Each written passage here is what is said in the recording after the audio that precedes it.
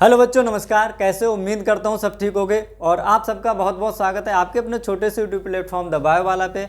आज हम बात करेंगे क्लास 12th केमिस्ट्री का नेक्स्ट लेक्चर है। इसमें हम लोग पढ़ने वाले हैं परासरण एवं परासरण दाब। ठीक है, क्या पढ़ने वाले हैं? परासरण एवं परासरण दाब, जो कि आपका विलेन के अणुसंख गुणधर्म का चौथा पॉइंट है। ठीक है, इससे पहले हम लोगों ने पढ़ा था क्या, हिमांक में अवनमन पढ़ लिया है, क्वथनांक में उन्नयन पढ़ लिया है और बास दाब का आपेक्षिक अवनमन। ठीक है, ये तीन प्रॉपर्टीज हमने पढ़ ली हैं। ठीक है, आज हम बात करेंगे परासरण एवं परासरण दाब और उसी में एक छोटा सा टॉपिक और आपका मिला हुआ है जिसका नाम है प्रतिपरासरण। ठीक है, क्या नाम है? प्रतिपरासरण। तो ये पहले पढ़ेंगे हम ऑस्मोसिस। क्या है ये?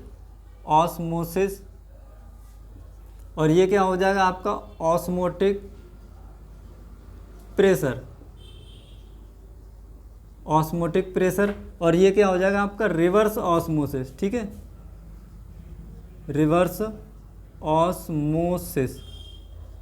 ठीक है, इसे ही हम क्या कहते हैं? आरओ। ठीक है, ये रिवर्स ऑस्मोसिस को ही हम क्या कहते हैं? आरओ, जो आपके घरों में लगे होते हैं जिनसे हमारा पानी फिल्टर होता है। ठीक है, तो ये तीनों टॉपिक हम आज के वीडियो में कवर करेंगे। तो सबसे पहले हम लोग जानेंगे कि जो हमारा परासरण होता है वो क्या होता है और परासरण दाब क्या होता है। ठीक है, तो पहले हम लोग बात करेंगे परासरण की, उसके बाद परासरण दाब के बारे में बात करते हैं। ठीक है, परासरण। देखो, अगर हम क्या करें, अगर हम किसी ऐसे विलेन को ले लें, ठीक है, या हम किसी एक कंटेनर में, ये हमारे पास क्या है? एक कंटेनर है। ठीक है, जिसमें हमने एक अर्धपारगम झिल्ली लगा रखी है। ये अर्धपारगम झिल्ली क्या होती है आपको अभी पता चल जाएगा। ठीक है, इसमें हमने क्या लगा रखा है? एक अर्धपारगम झिल्ली लगा रखी है। ठीक है, ये हमारी क्या है? एक अर्धपारगम झिल्ली है, जिसे हम सेमी परमेबल मेम्ब्रेन कहते हैं। क्या कहते हैं? सेमी परमेबल मेम्ब्रेन कहते हैं। इसमें हमारे पास एक में हमने क्या लिया है? इस साइड हमने क्या लिया है? मान लो वाटर। ठीक है, क्या है? वाटर। ठीक है, H2O। इसमें है हमारा जल। जल हमारा क्या है? ये हमारा क्या है? शुद्ध विलायक है। क्या है हमारा? शुद्ध विलायक। ठीक है, शुद्ध विलायक। इधर साइड हमने क्या लिया है? इस साइड हमने लिया है सॉल्यूशन। क्या है हमारा? इस साइड भरा है हमारा सॉल्यूशन। ठीक है, इधर क्या है हमारा? विलयन। विलयन। ठीक है, सॉल्यूशन। इधर हमारा क्या है? शुद्ध विलायक है, जैसे जल है। इधर हमारा क्या है? सॉल्यूशन है। ठीक है, थोड़ा इधर घुमा दो। तो शुद्ध विलायक भरा हुआ है एक हमारे पार्ट में, दूसरे पार्ट में क्या है? हमारा सॉल्यूशन भरा हुआ है। ठीक है, तो बीच में क्या लगा हुआ है आपका? आपाजी, जिसे हम क्या कहते हैं? इसे हम कहते हैं SPM। ठीक है, सेमी परमेबल मेम्ब्रेन, यानी कि अर्धपारगम झिल्ली। क्या कहते हैं? अर्धपारगम्य। अर्धपारगम्य झिल्ली। क्या है ये? अर्धपारगम झिल्ली, जिसे हम सेमी परमेबल मेम्ब्रेन के नाम से जानते हैं। ये जो सेमी परमेबल मेम्ब्रेन होती है, इसकी एक प्रॉपर्टीज होती है या इसका एक गुण होता है या इसकी एक खासियत होती है। वो क्या होती है? ये जो सेमी परमेबल मेम्ब्रेन होती है, ये अपने में से, ठीक है, सेमी परमेबल मेम्ब्रेन का काम क्या होता है? ये अपने में से, किस में से? अपने में से केवल शुद्ध विलायक, किसके? शुद्ध विलायक। ठीक है, शुद्ध विलायक के अणुओं को, ठीक है, शुद्ध विलायक के अणुओं को आर पार आने जाने देती है। मतलब अगर इधर शुद्ध विलायक होगा तो अणु इधर आएंगे। ठीक है, और अगर इधर शुद्ध विलायक होगा तो अणु इधर जाएंगे विलेन की ओर। कहने का मतलब क्या हुआ कि तनु सांद्रता से अधिक सांद्रता की ओर, ठीक है, या कह लो तनु सांद्रता वाले विलेन से उच्च सांद्रता वाले विलेन की ओर किसके? विलायक के अणु गति करते हैं। ठीक है, तो ये क्या हो जाता है? हमारा सेमी परमेबल मेम्ब्रेन की एक खासियत होती है। हमने यहाँ पर वाटर ले लिया, इधर पे क्या है? विलेन। ये जो वाटर है इसकी सांद्रता कैसी है? हमारी तनु। ठीक है, इसकी सांद्रता कैसी हो जाएगी? ये विलेन कैसा हो जाएगा? ये विलेन हो जाएगा हमारा सांद्र। ये केवल वाटर है, तो इसमें होगा क्या? ये जो वाटर मॉलिक्यूल है, ठीक है, शुद्ध विलायक है, शुद्ध विलायक के जो अणु होंगे वो सेमी परमेबल मेम्ब्रेन के थ्रू किधर जाएंगे? विलेन की ओर। ठीक है, किधर जाएंगे? विलेन की ओर। तो इधर ये जो हमारे मॉलिक्यूल है वो इधर को गति करेंगे। ठीक है, किधर को गति करेंगे? इधर को गति करेंगे। ठीक है, अर्धपारगम झिल्ली से किधर जाएंगे, तनु विलयन से सांद्र विलयन की ओर, या हम कहेंगे शुद्ध विलायक के अणु विलायक से विलयन की ओर गति करते हैं, ठीक है। और इसे ही हम क्या कहते हैं, यही हमारा कहलाता है परासरण। क्या कहलाता है, परासरण, ठीक है। तो इसमें हम क्या लिखेंगे, डायग्राम हम दोबारा से बना लेंगे, पहले हम परासरण के बारे में थोड़ा सा नोट डाउन कर लेते हैं, ठीक है। तो ये ध्यान रखना आपको, ठीक है। क्या ध्यान रखना है, लिखा क्या हमने बनाया था, हमने यहाँ पर बनाया था, ठीक है। परासरण के बारे में लिखेंगे, क्या लिखेंगे, अर्ध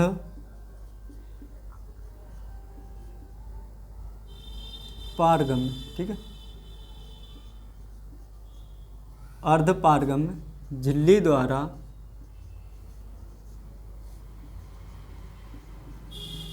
ठीक है शुद्ध विलायक से विलायक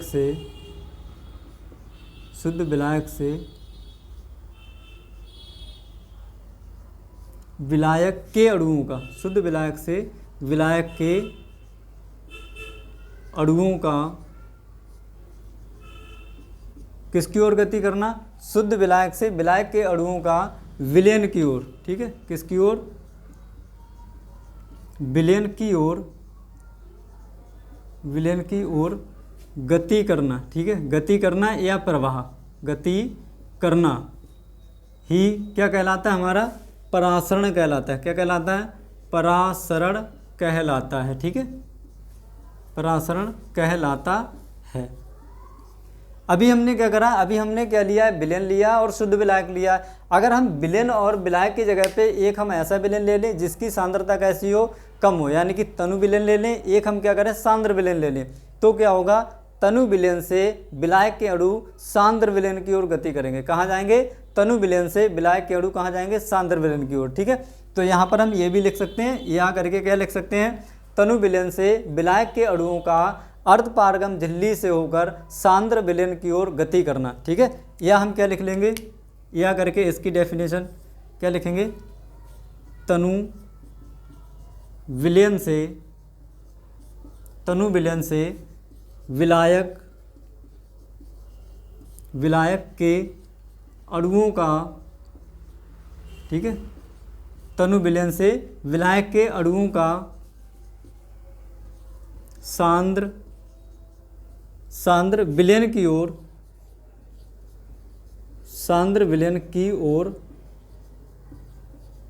गति करना, ठीक है, गति करना या प्रवाह, ठीक है, गति करना ही क्या कहलाता है, परासरण कहलाता है। क्या कहलाएगा, परासरण कहलाता है भाई, ठीक है, ये आ गया, परासरण कहलाता है, ठीक है। हमारे पास क्या होगा, जैसे अभी हमने डायग्राम बनाया था, ठीक है, हम क्या करेंगे, फिर से उसी तरह का एक डायग्राम बना लेंगे कुछ इस तरह से। और इसमें भी ये हमारे पास बर्तन है, इस बर्तन में हम क्या करेंगे, एक अर्धपारगम झिल्ली लगा देंगे। क्या लगा देंगे, एक अर्धपारगम झिल्ली लगा देंगे, लगा दो झिल्ली लगा दो एक, ठीक है।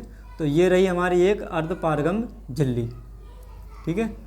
तो हमने बीच में क्या करा है, अर्धपारगम झिल्ली लगा दी है, ठीक है, जिसने क्या किया है, दोनों विलयनों को सेपरेट कर रखा है। क्या कर रखा है, हमने अर्धपारगम झिल्ली द्वारा दोनों विलयनों को सेपरेट कर रखा है। अब ये हमारे दोनों विलयन भी हो सकते हैं, अगर विलयन होंगे तो एक की सांद्रता कैसी होगी, कम, दूसरे की सांद्रता कैसी होगी, अधिक।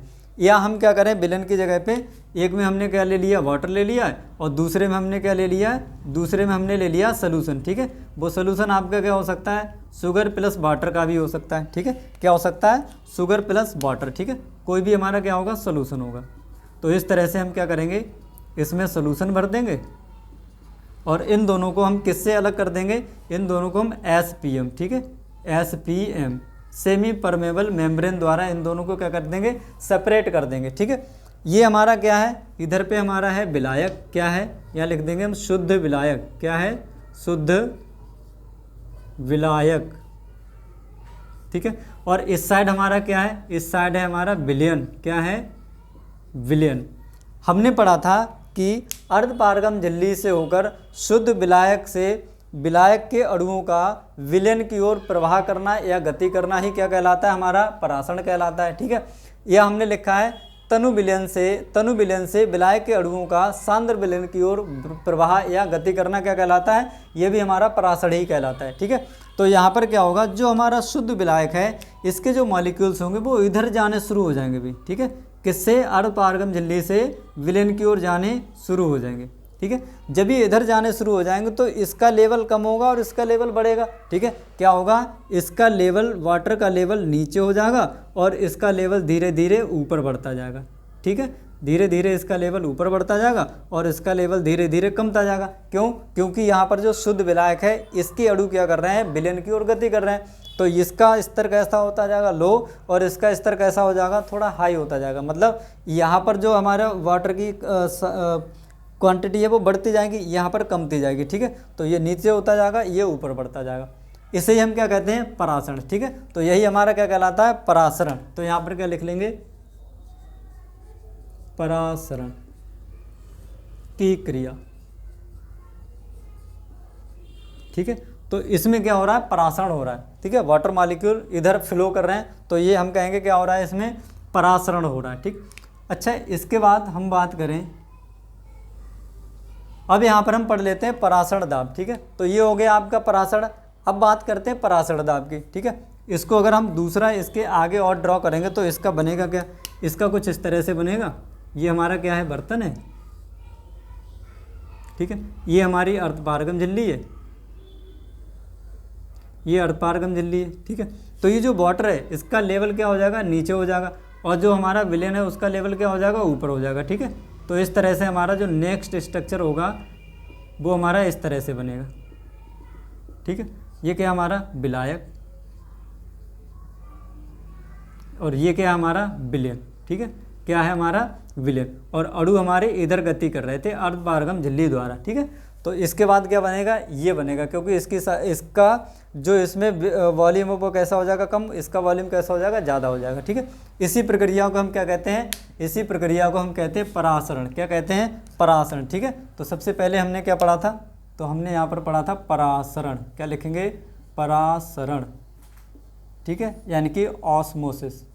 ठीक, तो हमने पढ़ लिया ऑस्मोसिस क्या होता है। अब हम बात करेंगे परासरण दाब की। किसकी? परासरण दाब की।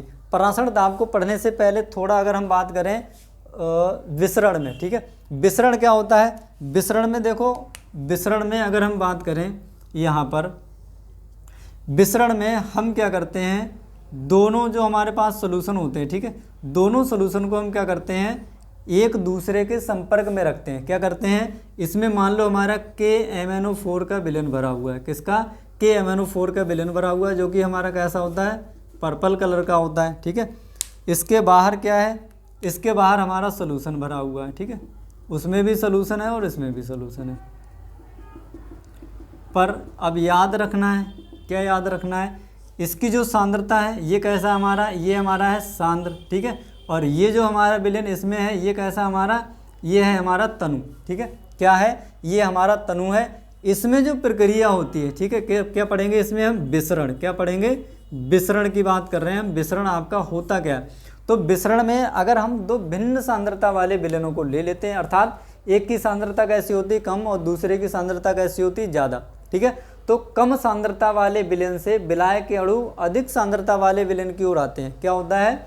कम सांद्रता वाले विलयन से, यहाँ क्या लिखेंगे? कम सांद्रता वाले विलयन से। क्या लिखेंगे? कम सांद्रता वाले विलयन से, कम सांद्रता वाले विलयन से किसके? विलायक, विलायक के अणु कहाँ जाएंगे? ये अधिक सांद्रता वाले विलयन की ओर। और दूसरा क्या होगा? अधिक सांद्रता वाले, किससे? अधिक सांद्रता वाले विलयन से, अधिक सांद्रता वाले विलयन से किसके जाएंगे? विलेय के अणु। ठीक है, किसके? विलेय के अणु कहाँ जाएंगे?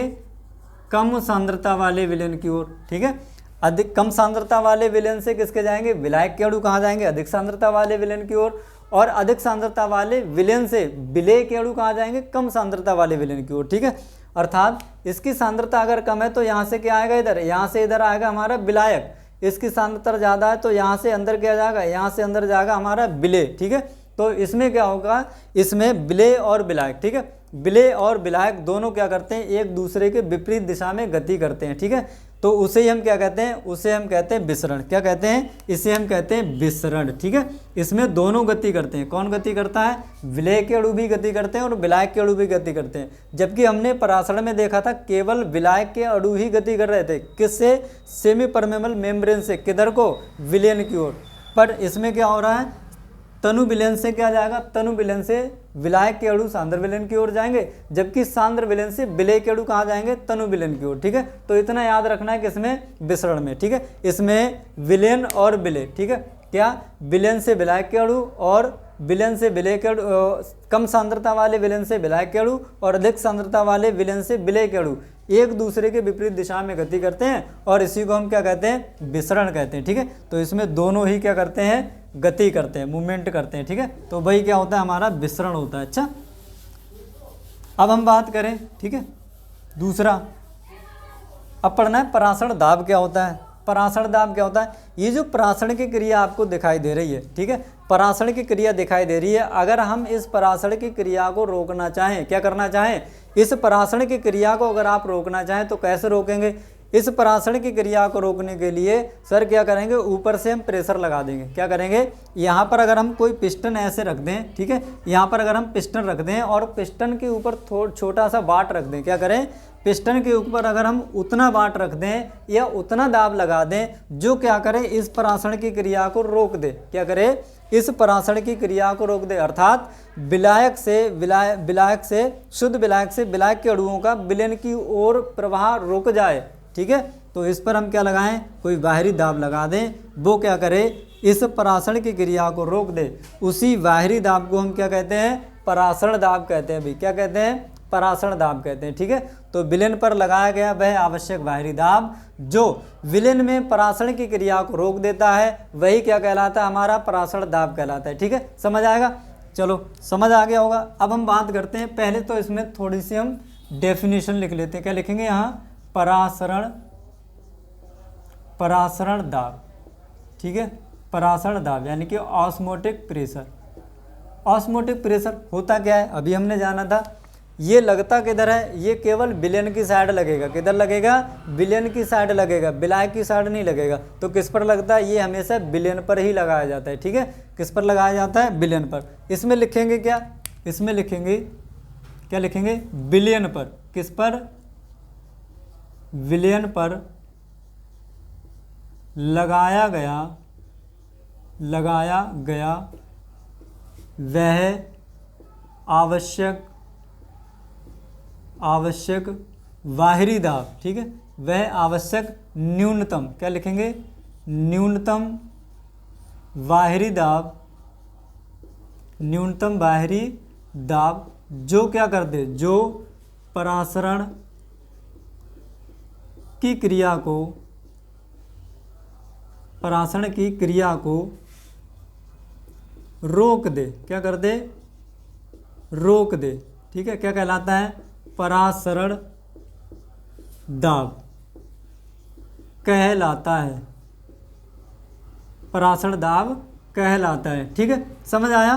क्या करेंगे, विलयन पर हम बाहर से उतना न्यूनतम आवश्यक दाब लगाएंगे जो क्या करे, इस परासरण की क्रिया को रोक दे। उसी दाब को हम क्या कहते हैं, परासरण दाब कहते हैं। क्या कहते हैं भाई, परासरण दाब कहते हैं, ठीक है। और इसे हम किससे लिखते हैं, इसे हम पाई से प्रदर्शित करते हैं, पाई से प्रदर्शित करते हैं, ठीक है, पाई से प्रदर्शित करते हैं। अब बना लेते हैं इसका हम छोटा सा डायग्राम, ठीक है, जिसमें हमें करना क्या होगा, जिसमें हमें जो हमने अभी परासरण लिया है सेम उसी की तरह से क्या करेंगे, हम डायग्राम बनाएंगे पहले कुछ इस तरह से।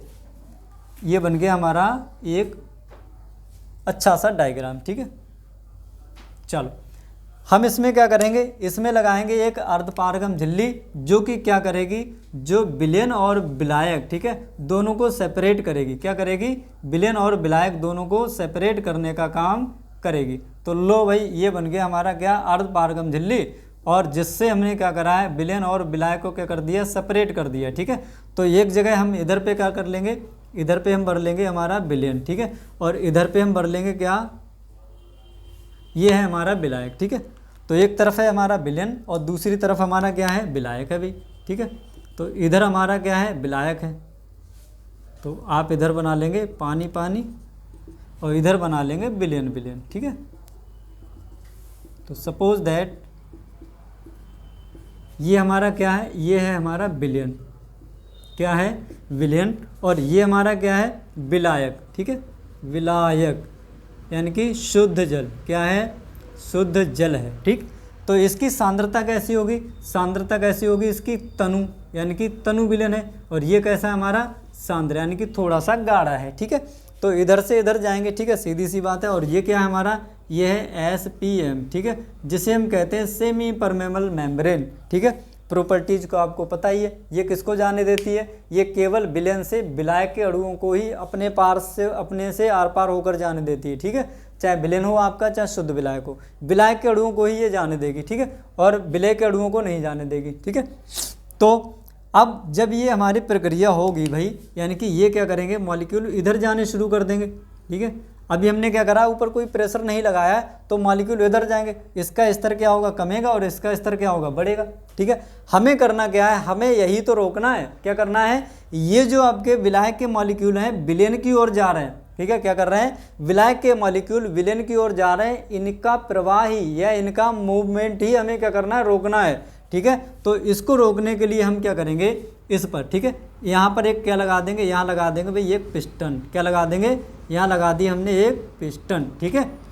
और पिस्टन आप इधर भी लगा दो, कोई दिक्कत नहीं है, पर ये पिस्टन कैसी होनी चाहिए, ये पिस्टन हमारी मूवेबल होनी चाहिए, ठीक है, फ्री होनी चाहिए, ठीक है। कैसी होनी चाहिए, मूवेबल या गतिशील पिस्टन, कैसी होनी चाहिए, गतिशील पिस्टन, ठीक है। तो ये क्या है, हमारी एक पिस्टन है जो कि कैसी है, मूवेबल है, ठीक है, और ये भी हमारी कैसी है, मूवेबल पिस्टन है।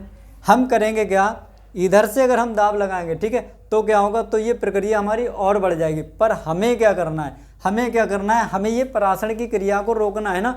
तो परासरण की क्रिया कब रुकेगी, जब हम इस पर दाब लगाएंगे। अभी हमने ऊपर क्या लिखा है, ये किस पर लगाया जाता है, विलेन पर, तो विलेन किधर है, इधर, तो इस पर हम क्या करेंगे, इस पर हम दाब नहीं लगाएंगे भाई, ठीक है, इस पर हम दाब नहीं लगाएंगे, ठीक है। इस पर कोई भी आप फोर्स अप्लाई नहीं करेंगे। किस पर अप्लाई करना है आपको, विलेन की साइड। जब विलेन की साइड फोर्स अब लगाएंगे तभी क्या होगा, जो विलायक है उसके अणु विलेन की ओर आ रहे हैं, उनका आना क्या हो जाएगा, रुक जाएगा, ठीक है। और यही हमें रोकना है। जब ये रुक जाएगा तो भाई जितने दाब पर ये रुक जाएगा उसी दाब को हम क्या कहेंगे, इसका परासरण दाब कहेंगे सर, ठीक है। क्या कहेंगे, परासरण दाब, ठीक है। तो यहाँ पर क्या लगा दिया हमने, यहाँ पर लगा दिया हमने दाब, ठीक है, जिसको हम किससे लिख रहे हैं, पाई से, ठीक है। तो जिसको हम किससे डिनोट करते हैं, पाई से। तो ये हमने इस पिस्टन पर इतना दाब लगाया कि ये जो अणु जा रहे थे इनका जाना क्या हो गया, रुक गया, ठीक है। अब इनका जाना क्या हो गया भाई, रुक गया। तो जितना दाब लगाया गया जिससे कि विलायक के अणुओं का विलेन की ओर जाना रुक जाए, उसी दाब को हम क्या कहते हैं, परासरण दाब कहते हैं सर। क्या कहते हैं, परासरण दाब कहते हैं। और इसको हम पाई से प्रदर्शित करते हैं। किससे प्रदर्शित करते हैं, पाई से प्रदर्शित करते हैं, ठीक है। तो समझ आ गया, ये परासरण दाब क्या था आपका, विलेन की ओर लगाया गया वह आवश्यक दाब, न्यूनतम आवश्यक दाब जो क्या करे, परासरण की क्रिया को रोक दे, अर्थात विलायक के अणुओं का विलेन अर्धपारगम झिल्ली द्वारा विलेन की ओर प्रवाह को रोक दे या इनको स्टॉप कर दे। वही दाब क्या कहलाता, हमारा परासरण दाब कहलाता है, ठीक है। उसे ही हम क्या कहते हैं, परासरण दाब कहते हैं, ठीक है। तो नोट कर लेंगे इसे फटाफट से, या स्क्रीनशॉट ले लीजिए फटाफट से। पानी है यार, दो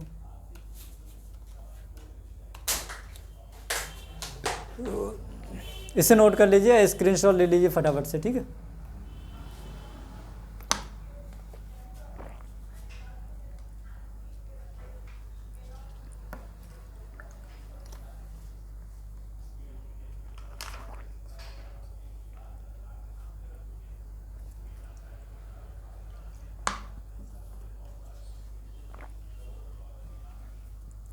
चलो अब हम बात करेंगे, ठीक है। तो फटाफट से बस इतना ही लिखना है आपको, परासरण और परासरण दाब। वो उधर रह गया है, ठीक है, रिवर्स ऑस्मोसिस। वो क्या होगा वो हम बाद में जान लेंगे। होगा क्या, इस पर हम क्या करेंगे, जो दाब हमने लगाया है, ठीक है, जिससे परासरण की क्रिया रुक जाए उसे हम क्या कहते हैं, परासरण दाब। और अगर हम इस पर और ज़्यादा प्रेशर लगा दें, यानी कि ये क्रिया कैसी हो जाए, विपरीत हो जाए, उसी दाब को हम क्या कहते हैं, उसे हम कहते हैं प्रतिपरासरण। क्या कहते हैं, प्रतिपरासरण। ठीक है, तो उसको हम बाद में पढ़ लेंगे और अब हम पढ़ेंगे पहले इसका जो डेरिवेशन होता है। ठीक है, यानी कि इससे रिलेटेड जो न्यूमेरिकल होते हैं आपके, वो किस वाले फार्मूले पर बेस्ड होते हैं, वो फार्मूला हम लोग यहाँ से ड्राइव करेंगे। ठीक है, तो उस फार्मूले को ड्राइव करने के लिए सबसे पहले हम क्या डालेंगे, हेडिंग डालेंगे। क्या डालेंगे, परासरण दाब के नियम। क्या लिखेंगे,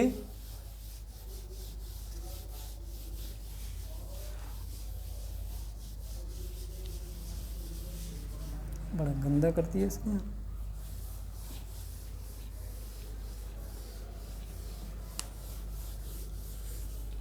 चलो, यहाँ क्या था हमारा 4th पॉइंट। ठीक, परासरण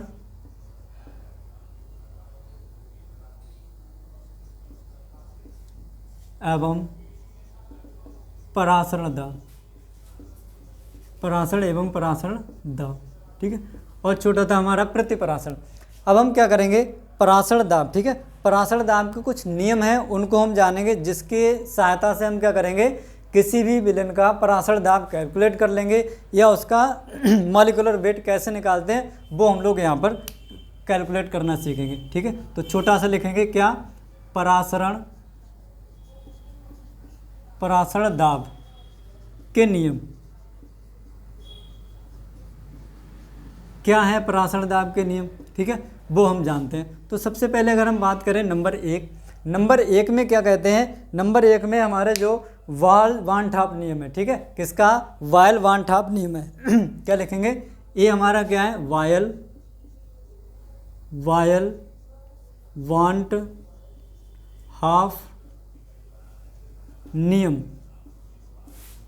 वायल वान ठाप नियम, ये वायल वान ठाप नियम क्या कहता है, ये कहता है कि स्थिर ताप पर, किस पर, स्थिर ताप पर विलेन का जो परासरण दाब होता है वो किसके समानुपाती होता है, वो उसकी सांद्रता के समानुपाती होता है। ठीक है, स्थिर ताप पर विलेन का परासरण दाब उसकी सांद्रता, किसकी, विलेन की सांद्रता के समानुपाती होता है। ठीक है, क्या लिखेंगे, स्थिर ताप पर विलेन का परासरण दाब, विलेन का परासरण दाब उसकी सांद्रता। ठीक है, क्या लिखेंगे, उसकी सांद्रता के समानुपाती होता है। क्या होता है, समानुपाती होता है। चलो बना दो भाई, स्थिर ताप पर विलेन का जो परासरण दाब होता है, परासरण दाब क्या होता है हमारा, पाई। ठीक है, हमने किससे लिखा है, हमने पाई माना है तो पाई लिखेंगे, अगर आप पी मानते हैं तो पी लिख लीजिए। ठीक है, तो पाई समानुपाती क्या हो जाएगा, सी। किसके समानुपाती हो जाएगा, सी के समानुपाती हो जाएगा। ठीक है, पहली बात, आप इसको समीकरण नंबर 1 दे सकते हैं। तो ये किसने कहा, किसके नियम के अनुसार है, ये वायल वान ठाप का नियम कहता है। ठीक है, और दूसरा अगर हम बात करें, दूसरा हमारा किसका होता है,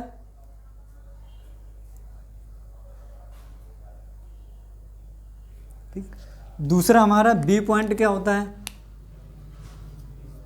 बी हमारा क्या होता है, चार्ल्स का नियम। ठीक है, किसका, चार्ल्स वान ठाप। ठीक है, क्या होता है, चार्ल्स वांट हाफ नियम। ठीक है, तो जो हमारा चार्ल्स का वान ठाप नियम है, ये क्या कहता है, चार्ल्स वान ठाप नियम क्या कहता है, ये कहता है कि विलेन का जो स्थिर सांद्रता होती है, ठीक है, विलेन की स्थिर सांद्रता किसके समानुपाती होती है, परासरण दाब। स्थिर सांद्रता पर विलेन का जो परासरण दाब होता है वो उसके तापमान के समानुपाती होता है। मतलब जैसे अगर हम बात करें, हमने एक ये बर्तन ले लिया, ठीक है, ये अर्धपारगम झिल्ली आ गई आपकी।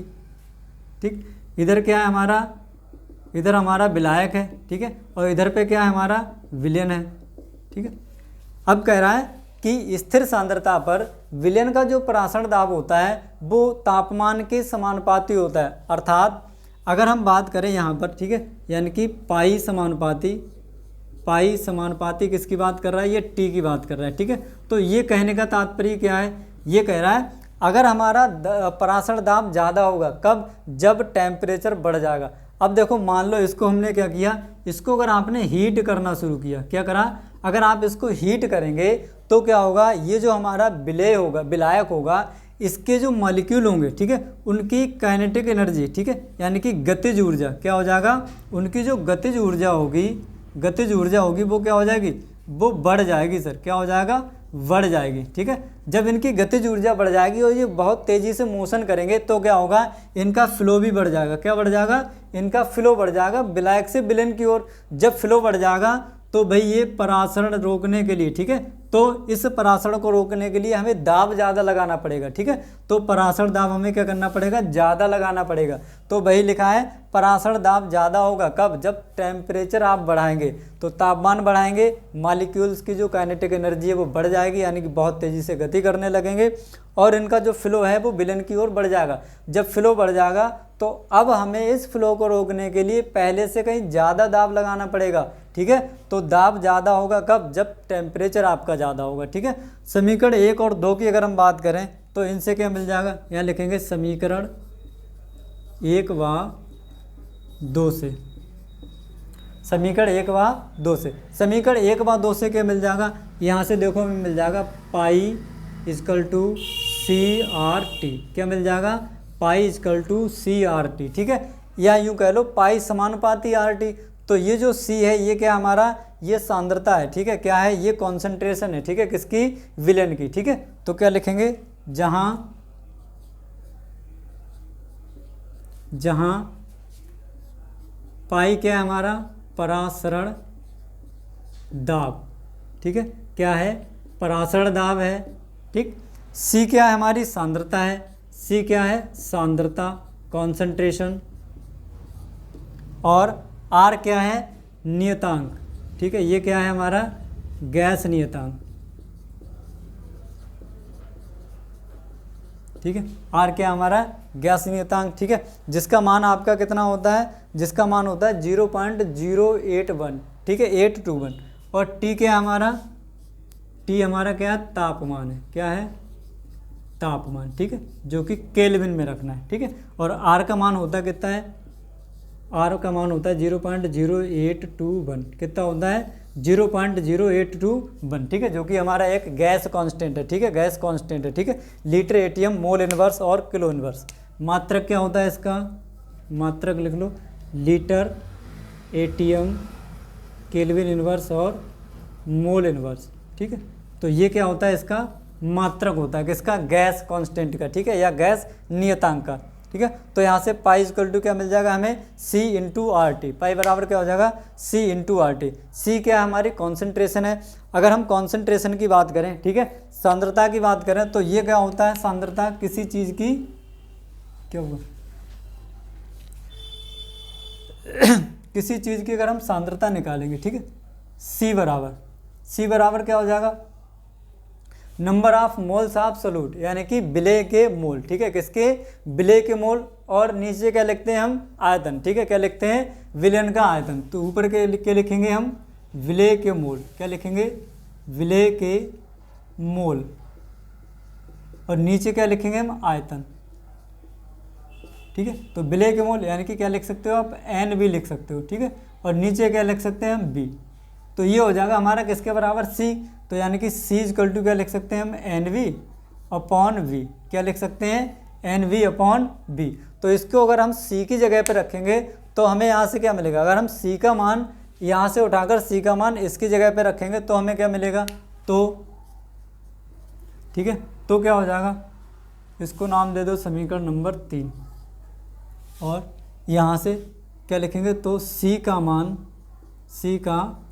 मान समीकरण कितने में, 3 में रखने पर, समीकरण 3 में रख दो उठा के C का मान यहाँ से, तो हमें क्या मिलेगा, तो हमें मिलेगा pi equal to NV upon V, और उधर क्या है, R इंटू T।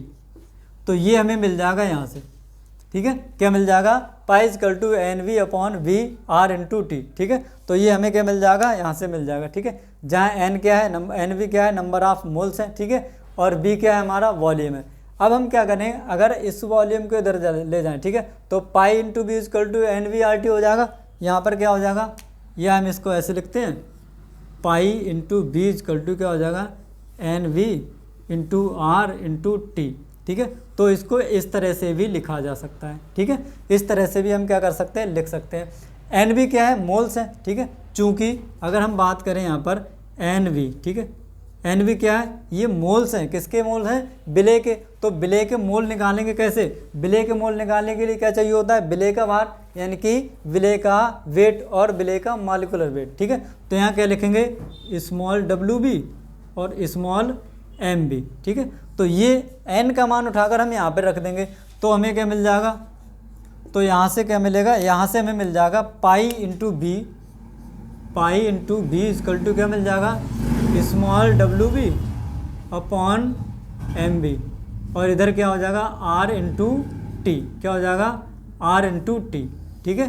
तो एक तो हमें ये मिल जाएगा यहाँ से, ठीक है, क्या मिल जाएगा, pi into B equal to M B into R T upon small N, small W, ठीक है, स्मॉल डब्ल्यू स्मॉल एम, ठीक है। तो ये चीज़ हमें यहाँ से मिल जाएगी, ठीक है।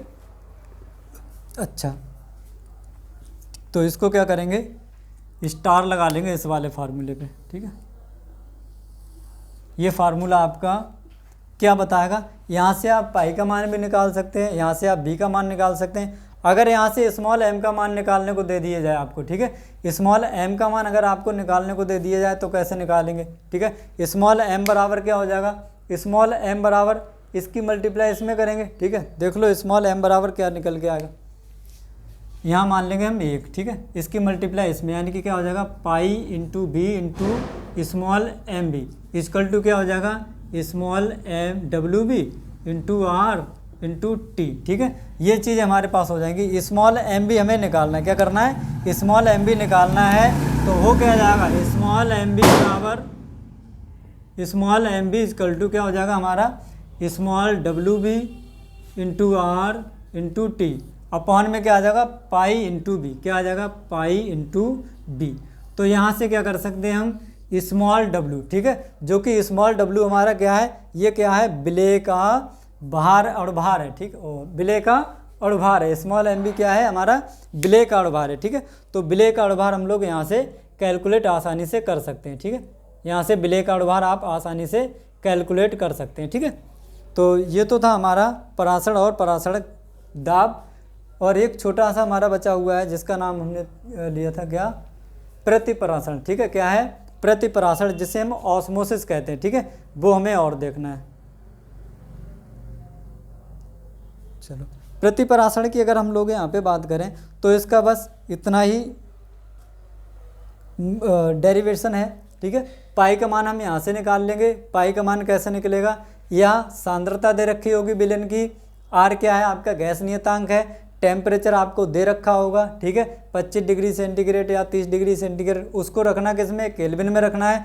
तो यहाँ से क्या करेंगे हम परासरण दाब निकाल लेंगे विलेन का, क्या निकाल लेंगे विलेन का परासरण दाब, पाई बराबर सी इंटू आर टी, ठीक है, क्या निकाल लेंगे सी आर टी। अब देखो सी बराबर क्या होता है एन अपॉन वी, ठीक है, N V upon V. N क्या है नंबर ऑफ मोल्स, मोल हैं किसके विलेय के, तो पाई बराबर क्या हो जाएगा N V upon B into R T.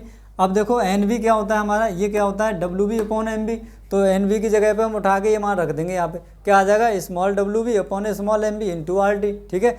अब हमें स्मॉल एम बी का मान निकालना है, तो एम बी बराबर क्या हो जाएगा ये small W B into R into T upon pi into B. तो यहाँ से क्या निकाल लेंगे हम विलेय का अणुभार, ठीक है, जहाँ ये क्या है हमारा स्मॉल एम बी क्या है, ये है हमारा विलेय का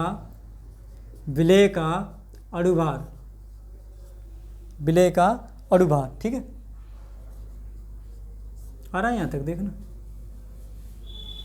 स्मॉल एम बी क्या है हमारा विलेय का अणुभार, ठीक है, और ये पाए ये स्मॉल डब्ल्यू बी, ठीक है, यहाँ लिख दे रहा हूँ स्मॉल डब्ल्यू बी, ये क्या है हमारा विलेय का भार, ठीक है, क्या है विलेय का ग्राम में भार,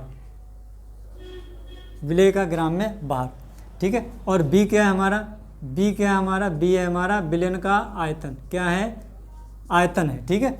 आर क्या है गैस नियतांक, और टी क्या है वो उधर लिखे हुए हैं, ठीक है।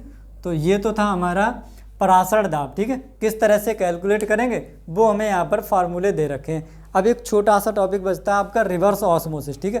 तो फटाफट से इसका आप स्क्रीनशॉट ले लो या पॉज करके नोट कर लीजिए, ठीक है। अब हम बात करेंगे प्रतिपरासरण की, ठीक है, किसकी? रिवर्स ऑस्मोसिस, ठीक है। जो घरों में आपके आरओ लगा होता है वो क्या करता है? पानी को शुद्ध करता है। क्या करता है?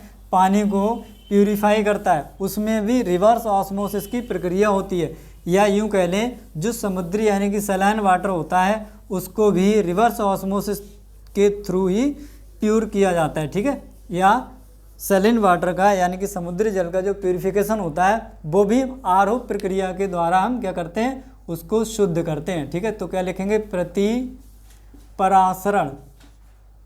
परासरण, ठीक है। इसको क्या कहते हैं? रिवर्स यानी कि आरओ, ठीक है। ये घरों में लगा होता है जो क्या करता है? अभी पानी को शुद्ध करता है और हम उसी पानी को पीते हैं, ठीक है।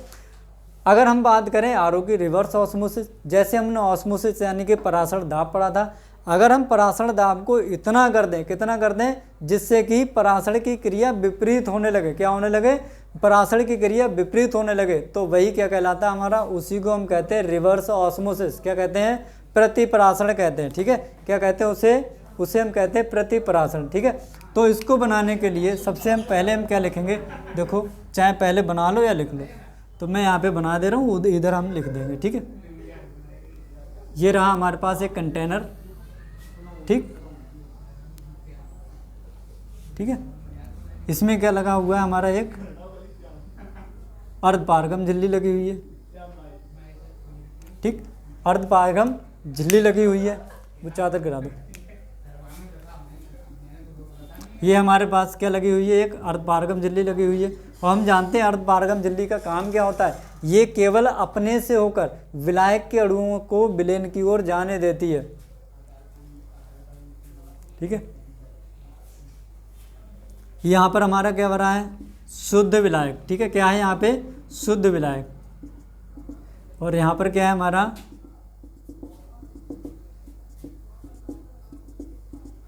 यहाँ पर है हमारा विलयन, ठीक है।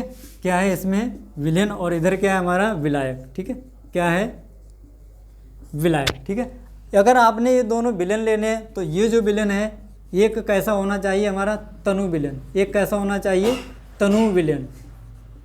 और दूसरा कैसा होना चाहिए हमारे पास? सांद्र विलयन। तभी क्या होगा? उसमें परासरण की क्रिया होगी, और परासरण की क्रिया को विपरीत चलाने के लिए जितना आप क्या करेंगे? प्रेशर लगाएंगे, वही क्या कहलाएगा? हमारा प्रतिपरासरण कहलाता है। क्या कहलाता है? प्रतिपरासरण, ठीक है। तो अभी क्या, अभी हमने क्या करा है? कुछ नहीं किया है, यानी कि अभी प्रक्रिया हमारी ऐसी हो रही होगी, ठीक है। तनु विलयन से विलायक के अणु सांद्र विलयन की ओर जा रहे होंगे। तनु विलयन से विलायक के अणु कहाँ जा रहे होंगे? सांद्र विलयन की ओर। यहाँ शुद्ध विलायक है तो शुद्ध विलायक के अणु कहाँ जा रहे होंगे? अर्धपारगम झिल्ली द्वारा विलयन की ओर जा रहे होंगे, यानी कि इधर का स्तर क्या हो रहा होगा? बढ़ रहा होगा। इधर का स्तर क्या हो रहा होगा? घट रहा होगा। हमने क्या करना है? इस पे भी पिस्टन लगा दी। क्या कर दिया? इस पे हमने एक पिस्टन लगा दी, और उस पिस्टन पे हमने इतना दाब लगा दिया जो क्या करेगा? इस परासरण की क्रिया को रोक देगा। क्या करेगा? परासरण की क्रिया को रोक देगा। अब हम क्या करें? विलयन पर क्या करें? विलयन पर उतना दाब लगाएं, या विलयन पर हम क्या करें? परासरण की क्रिया को रोकने से अधिक, या विलयन पर उतना दाब हम लगा दें जो क्या करे? परासरण की क्रिया को कैसा कर दे? विपरीत कर दे। क्या कर दे? परासरण की क्रिया को विपरीत कर दे। उसे हम क्या कहते हैं? उस प्रक्रिया को हम क्या कहते हैं? परासरण कहते हैं। क्या कहते हैं? परासरण कहते हैं। तो और ये लगता कहाँ है? ये लगता है हमारा विलयन की ओर, ठीक है। किधर लगता है? विलयन की ओर, ठीक है। तो क्या लिखेंगे? विलयन पर आरोपित वह अधिकतम दाब। क्या लिखेंगे? विलयन पर आरोपित वह अधिकतम दाब। अभी ठीक है।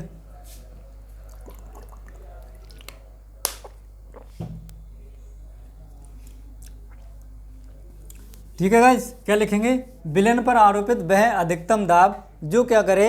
परासरण की क्रिया को उल्टा कर दे। क्या करे? परासरण की क्रिया को विपरीत कर दे, ठीक है। उसे हम क्या कहते हैं? प्रतिपरासरण कहते हैं, ठीक है। तो इधर क्या लिखेंगे? विलयन पर आरोपित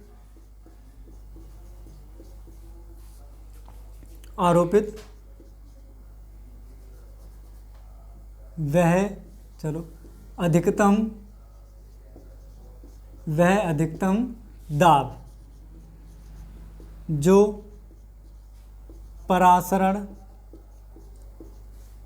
की क्रिया को, परासरण की क्रिया को क्या कर दे, विपरीत, ठीक है,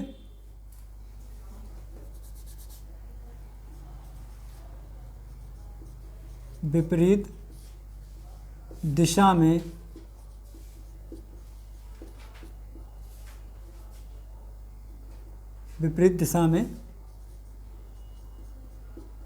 चला दे, ठीक है। प्रति परासरण कहलाता है, क्या कहलाता है आपका, प्रति परासरण कहलाता है। क्या करेंगे हम इस पर, अगर हम क्या करेंगे अधिक दाब लगा देंगे, किससे, परासरण दाब से ज़्यादा, ठीक है। तो ये क्या होगा हमारा, इस पर जो दाब लगेगा वो क्या होगा, परासरण दाब, ठीक है। परासरण दाब से क्या होगा, अधिक दाब।